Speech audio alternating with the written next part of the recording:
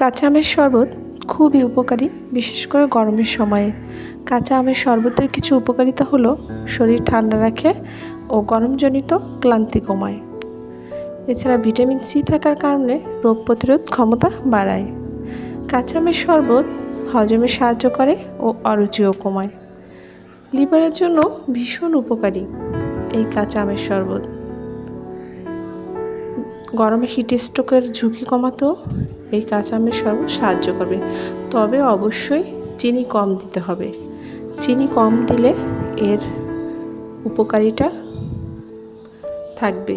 এর সাথে বিট লবণ, পুদিনা পাতা যোগ করলে স্বাদ ও উপকারিতা আরও বাড়বে। কাঁচা আমের টক মিষ্টি স্বাদের সাথে এগুলো মিলে খুবই সুস্বাদু কম্বিনেশন হবে। এর জন্য প্রথমে আমার লাগবে কাঁচা আম। কাঁচা আম আমি সিদ্ধ করে নিয়েছি।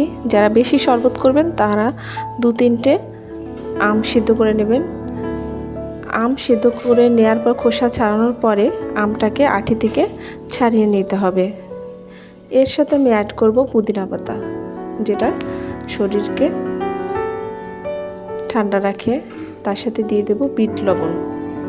বিট লবণটাও আমাদের শরীরের জন্য ভীষণ উপকারী।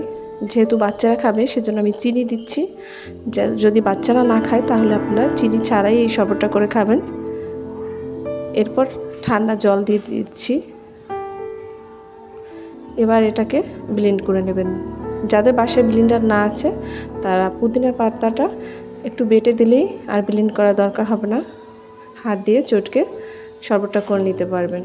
এবার আমি 2 গ্লাসে ঢেলে দিচ্ছি।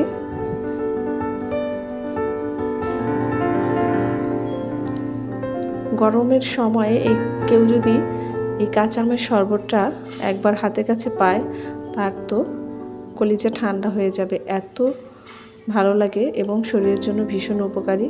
এবার আমি চামচ দিয়ে নাড়িয়ে দিচ্ছি। যদি বড়রা খায় তাহলে এর সাথে একটা কাঁচামরিচ দিয়ে দেবেন, তাহলে টক ঝাল মিষ্টি ভীষণ স্বাদের এই কাঁচা আমের শরবতটা শরীরের জন্য খুব উপকারী।